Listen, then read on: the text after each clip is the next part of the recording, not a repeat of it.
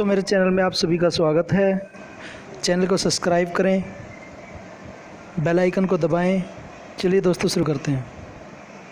Tom Donohue, President and Chief Executive Officer of the United States Chamber of Commerce. Well, my knowledge goes way back on direct selling companies. I remember when 90% of the business was in the United States. We have many direct selling members, and many of them on our board. Years ago, the direct selling industry in the United States faced a problem, and the problems were companies that were not playing by the rules. Same thing that's happened then around the world. The industry stepped up, created its own code of ethics, created training and programs, demanded people play by those rules or not be accredited or not be accepted in their associations here and around the world.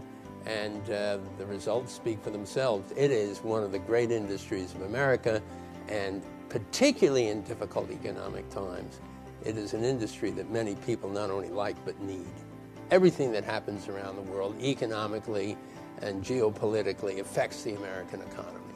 And we need to move forward in an aggressive way to create jobs and put people to work. Of course, the direct selling industry is fundamentally engaged in trade and investment. They operate all around the world. It is the example of what the American dream is and what the American free enterprise system is. We look at these companies and we're very serious about understanding their business. But they're going to be there for a long time, because what makes these companies up? Entrepreneurs in need, customers with demand, and a system that has been refined, developed, and regulated by the industry itself, and a system that has altered itself as it is expanded around the globe. You're never going to get rid of entrepreneurs. And the direct selling business is one of the greatest opportunities for them to go out, make a living, enjoy the fruits of their labor, and take care of their families and serve their communities. I'm Ron Kirk, former United States Trade Representative under President Obama and former mayor of Dallas, Texas. As the world has embraced open markets and democracy, you now have more people that we can sell to. This is a competitive global market, and we want to go out and compete for these new customers. And consumers now are willing to engage every kind of channel to get the best value for their buck. And so I think direct selling offers them just another venue, another avenue to get the products, the services that they want, and get them at a very competitive price. All of us are trying to get our economy really growing, and our economy is growing fairly anemically. The direct selling industry grew by almost 6% last year. As more and more businesses see the success and the growth of this industry, not just in the U.S., but the global footprint you have, I think you've got an incredibly bright future, because you can apply these principles to just about any product and service that anyone would have to offer. We want U.S. companies selling products and services to all these new consumers around the world who now have a little money in their pocket. And they've envied the lifestyle that we have in the U.S. You combine, I think, the magic and the simplicity of the direct selling model with that value proposition of what we make, produce, create in the U.S., it's a powerful model. And even though we are selling to consumers now in Japan or Korea or Brazil, the fact that those products and services are being created, engineered here in the U.S. also helps to sustain that job growth. And so it is, to me,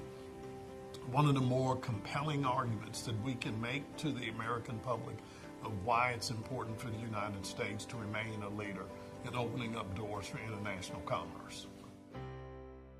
In a tough economy, there are many people who are looking for supplemental income. Whether they have a full-time job or whether they're a stay-at-home mom, they're looking for opportunities that are flexible and can give them what they need in a way that fits their schedule. I'm Amy Robinson, and I'm the Senior Vice President and Chief Marketing Officer at the Direct Selling Association. Direct selling really is like being your own boss. You can choose your own hours, you can choose what days you work. If you want to take a 2-week vacation in the summer with your family, you don't have to ask for time off. Direct selling has an economic impact far beyond the 16 million people who are involved in direct selling. They may make $29 billion worth of sales each year, but that doesn't even begin to account for all the people who are involved in getting those products to market. The people who are involved in the creation of those products, who are involved in manufacturing and transporting those products. And also the people who are impacted when those direct sellers who have earned that income go out into the marketplace and spend that money. Many college students choose direct selling as a way to make money during school so that they don't have to have a particular schedule with a part-time job. And the second benefit is that they're learning business skills. They're learning marketing, they're learning how to make sales, they're learning how to keep paperwork. They're learning all the things that are going to be essential to them after they graduate from college and are out in the workplace. I often say that direct selling is the original social network. Now with Twitter and Facebook and so many different ways for people to communicate, direct sellers really have a worldwide marketplace. Direct selling is really the sale and demonstration of a product on a person-to-person basis. What holds us together and what we have in common is that person-to-person sales method. It's a great way to sell product and educate people and consumers about products in today's marketplace. I'm Joe Mariano, president of the Direct Selling Association. As an association, we've been around for 100 years, so we've observed the contributions of direct selling to the marketplace, in good times and in bad times. What we've seen is that this offers an opportunity to both the economy as a whole, but also the individuals who are affected by these downtimes, to really improve themselves and help themselves. And ultimately, that's good for everybody, even those who aren't engaged in direct selling. A little bit of supplemental income is a wonderful, wonderful thing when you're struggling to keep your job or perhaps have lost your job. Overall, with 16 million people who sold as individual direct selling independent contractors last year, you can imagine the echoing effects, if you will, that direct selling has in the marketplace. It's not so much because of the companies themselves. It's because of the individuals who've embraced the opportunity to be entrepreneurs or part-time sellers to really help themselves, and in so doing help other people, whether it's by earning a few extra dollars to help the family or building a truly large business that recruits other salespeople and may employ other people as well. It truly is the American dream writ large.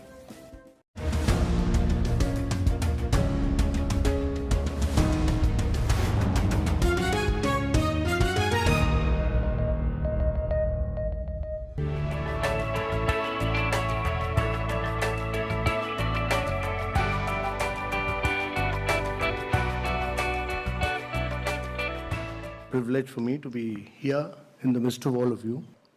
Great pleasure because I've been closely associated with all of you in the direct selling industry. My belief always has been that the direct selling industry adds hugely to economic activity.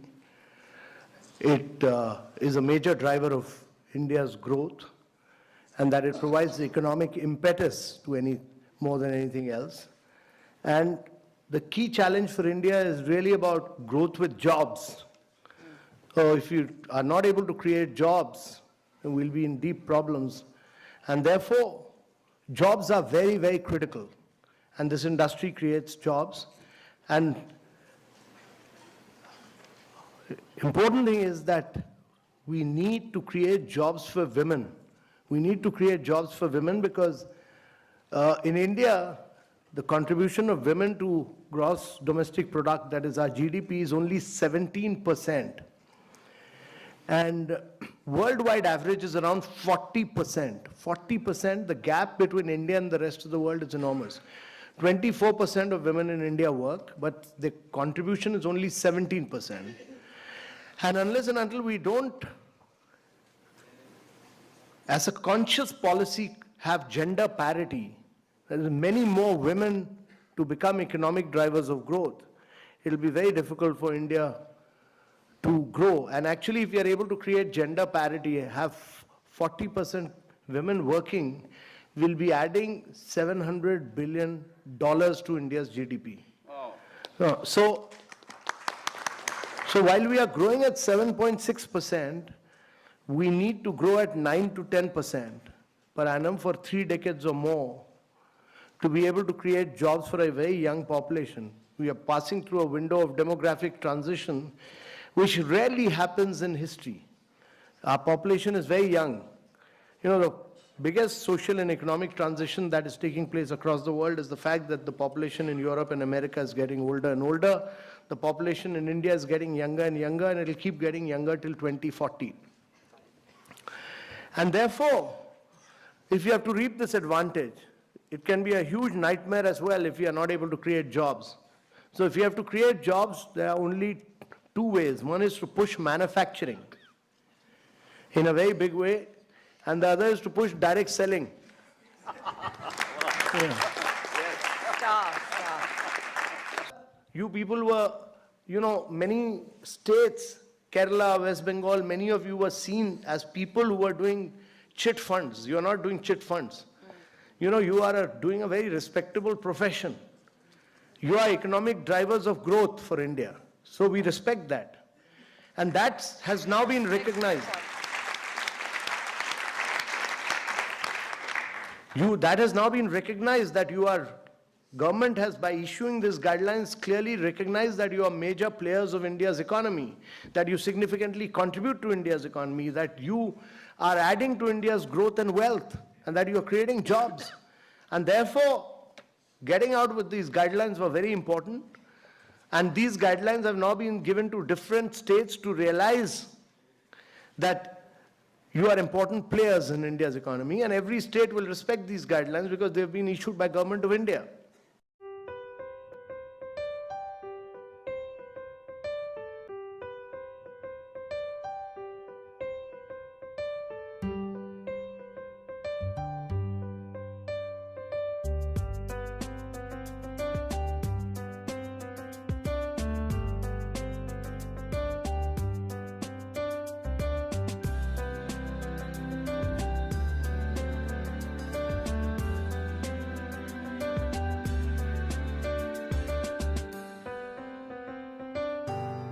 It's one person selling directly to another. There's no mall, store, or lengthy supply chain. We bring products to the consumer, usually to their home, but we'll go anywhere. We sell one-on-one or to a group. We show the product. We demonstrate it. And we have a lot of fun doing it. Hey, sometimes people buy, sometimes they don't. But sometimes they like the product so much, they want to sell it themselves. And that creates the opportunity to build your own business. In direct sales, you don't work for a company. You represent it. And you sell its product. But it's your business. You own it.